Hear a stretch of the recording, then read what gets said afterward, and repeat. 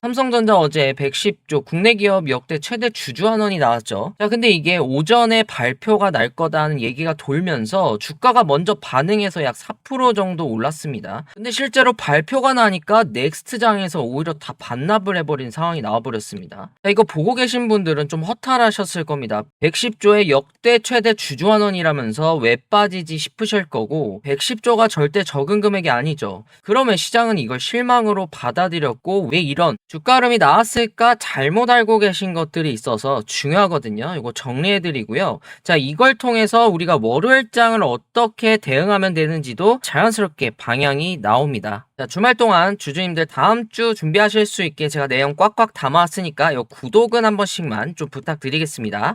자, 왜 빠졌나? 이게 지금 주가가 오른 것보다 사실 더 중요한 내용이다 보니까 빠르게 한번 좀 보겠습니다. 지금 현금 배당이 30조, 임직원 자사주가 15조, 요 15조 얘기는 이따 한 번 더 말씀을 드릴 겁니다. 어쨌든 다 합쳐서 110조인데 이게 좀 실망스러운 부분이 됐고 주가에 반응을 했습니다. 근데 삼성전자 발표 전에 하이닉스가 40조 규모 주주환원을 먼저 냈습니다. 차이점이 있는데 하이닉스는 소각입니다. 기업이 그 물량을 채우려고 하루에 최소 1조 원어치 를 계속 사야 됩니다. 매일매일 강한 매수세가 들어오게 되죠. 그런데 삼성전자 이번 15조는 이제 소각이 아니라 임직원 지급용입니다. 그러니까 당장부터 이 주주환원의 규모가 어쨌든 간에 당장은 주가에 도움이 안 된다라고 생각하실 수 있죠. 그래서 주주님들이 실망한 거 이해 갑니다. 자, 하이닉스 보고 기대치가 사실 한껏 올라간 상태에서 삼성전자는 그 정도 화끈한 카드가 아니었어요. 그럼 여기서 좀 궁금한 게 하나 생기죠. 삼성전자는 왜 이런 상황에 하이닉스처럼 소각을 안 했을까요? 사실 이거 안 한 게 아니라 못 한 겁니다. 삼성전자는 금산법이라고 계열사가 지분을 얼마나 들고 있을 수 있는지 제한하는 규정을 받습니다. 자, 이렇게 좀 정리를 했는데 제가 더 쉽게 좀 말씀을 드릴게요. 친구 10명이서 이제 방 하나를 좀 나눠 쓴다고 쳐볼게요. 근데 몇 명이 이제 나가서 6명이 남았습니다. 근데 내가 원래 쓰던 방 지분은 그대로죠. 자, 그러면 자동으로 내 몫이 커지게 됩니다. 삼성전자가 자사주를 사서 없애버리면 지금 딱 이 상황이 됩니다. 남아있는 주식수는 줄어드는데 계열사가 들고 있는 주식수는 그대로니까 지금 비율 자체만 확 올라가는 겁니다. 자, 근데 이게 10%가 넘게 되면 계열사가 그 초과분을 억지로 팔아야 되는 상황이 생기는 겁니다. 그러니까 삼성전자 입장에서는 하이닉스랑 똑같이 밀어붙이기에는 부담이 있는 구조인 거죠. 근데 이 방식이 그냥 부정적으로 굉장히 약한 카드일까요?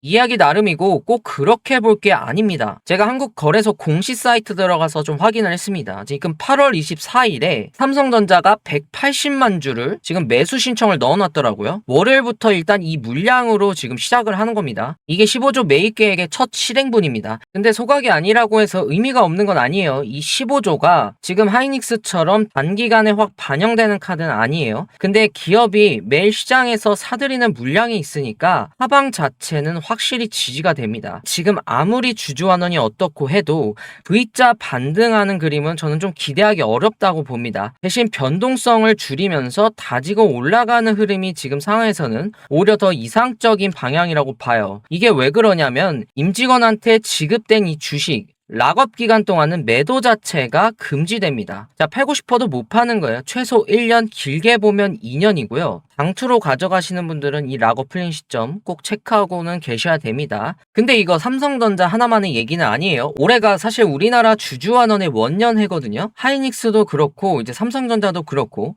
몇 년 전만 해도 이 정도 규모로 배당하고 자사주 사는 게 흔한 일이 아니었어요. 자, 외국인들이 우리나라 지수를 계속 저평가하는 이유 중에 하나가 거버넌스 문제였잖아요. 주주환원에 굉장히 소극적이고 이제 회사 돈을 오너 마음대로 쓰는 것처럼 보이는 부분들. 자, 근데 이런 흐름이 이제 제도적으로 제대로 자리 잡아가고 있는 겁니다. 그러니까 오늘 하루 주가로만 판단하면 좀 아깝다라는 겁니다. 올해 전체 흐름 속에서 봐야 되는 재료라는 거죠. 그리고 다음 주부터는 좀 챙겨 보셔야 될 게 많습니다. 핫칩스라고 이제 반도체 업계에서 매년 여름에 여는 큰 컨퍼런스가 있는데 이게 하필 다음 주 초에 또 열리게 되는데 삼성전자가 여기서 AI 추론용 메모리 신제품을 직접 발표합니다. 자, 이게 엔비디아 실적 발표까지 겹치고요. 물가 지표도 나오고 이제 잭슨홀 미팅까지 껴있어요. 그러니까 다음 주는 그냥 한 주가 아니라 금리랑 AI 재료가 한꺼번에 몰리는 주간입니다. 자, 거기다 이 금리도 우리가 계속해서 좀 살펴봐야 돼요. 최근에 국고채 30년물 금리가 역대 최고를 찍었죠. 근데 이게 경기가 좋아서 오르는 게 아닙니다. 미국, 영국, 뭐 일본 다 똑같은데 정부가 돈을 너무 많이 쓰고 있어서 그 부담이 이제 금리로 반영되는 겁니다. 지금 미국 연방정부 부채가 40조 달러를 넘었고 매년 갚는 이자만 국방비보다 지금 많아요. 자, 그래서 베센트 장관이 국채를 사들이겠다고 좀 나섰는데 발표 직후엔 잠깐 금리가 이제 내려갔다가 며칠 만에 다시 올라왔죠. 근본적인 부채 문제가 풀리지 않으니까 이런 개입도 효과가 올해는 못 간다는 거죠. 자, 저는 이 부분을 좀 지켜봐야 된다고 봅니다. 금리가 계속 이렇게 불안하면 삼성전자처럼 밸류에이션이 실적 성장에 기대는 종목은 할인율 부담을 받을 수밖에 없거든요. 그래서 우리가 월요일은 어떤 관점으로 봐야 될까, 또 어떤 그림이 나올까라는 부분을 한번 말씀드리게 되면, 빠지게 돼도 장 막판에는 아래 꼬리를 달고 나올 확률이 굉장히 높습니다. 삼성전자가 실제로 시장에서 매수 물량을 걸어두고 있잖아요. 아까 말씀드린 그 180만 주, 이게 눌리는 날일수록 오히려 더 아래에서 받아주는 힘으로 작용할 수 있습니다. 자, 그러니까 이게 단순히 심리적으로 매력적이다 수준이 아니라 실제로 그 시점에 사줄 주체가 있다는 얘기입니다.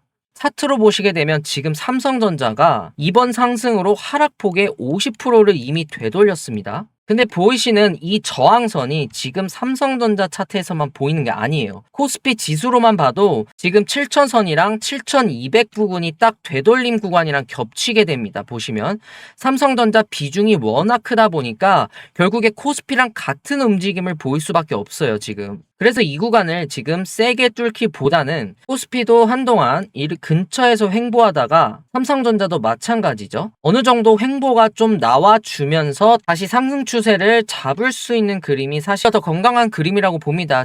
이전에 보시면 우리가 횡보라고 할 게 없었죠. 그러다 보니까 주가폭이 또 강하게 하락되었고 그냥 뚜렷한 이유도 없이 계속 빠졌던 겁니다. 이런 말씀 드리면 제가 사실 뭐 주주님들께서는 이해 못 하실 수도 있어요. 당장 주가가 이 모양인데 뭐 천천히 가자는 거냐? 자, 이런 말씀이 아니라 지금은 서두르실 필요가 없다 이 말씀을 드린 겁니다. 결국에 우리가 지금 서두르게 올라가도 결국 그 상승분을 다 반납하는 변동성이 미친 시장이라는 겁니다. 그래서 우리가 일정 박스권 횡보를 거친 후에 하방에 대한 압력을 최소화하고 바닥을 잡으면서 추가 상승의 그런 기회를 계속해서 노려보자는 겁니다. 그래서 월요일은 저는 방향을 정하는 자리라기보다 우리가 판단하는 자리라고 봅니다. 방향 자체도 나쁘지 않고 사실 지금 의심할 부분이 없습니다. 자, 앞서 말씀드린 것처럼 액수 자체가 작은 것도 아니고 15조 매수도 수급엔 굉장히 우호적이고요. 자, 근데 지금 물려있거나 손실 구간이신 분들은 좀 답답하실 수가 있습니다. 자, 근데 이번 하락 방식이 기대만큼 화끈하지 않았던 것 뿐이고 그것도 하이닉스랑 비교를 당하면서 그런 거지 삼성전자 자체 문제는 아니거든요. 저는 이런 건 시간이 지나면 자연스럽게 소화되는 노이즈라고 봅니다. 그리고 다음 주 핫칩스 엔비디아 실적 그리고 이 자사주 매수가 실제로 어떻게 흘러가는지 보면서 계속 지켜보겠습니다. 자, 오늘처럼 삼성전자의 그냥 모든 이유를 숫자나 데이터로 판단해드리는 채널로 만들어 가려고 합니다. 이제 다음 주에도 삼성전자의 일정이나 그런 재료들이 어떻게 흘러가는지 제가 계속해서 확인해서 알려드릴 테니 자, 구독 눌러두시면 놓치지 않고 보실 수 있을 것 같습니다. 자, 오늘 영상은 좀 여기서 마무리하고요. 남은 주말도 좀 별탈 없이 보내시길 바랍니다. 자, 오늘도 윤프로였습니다. 감사합니다.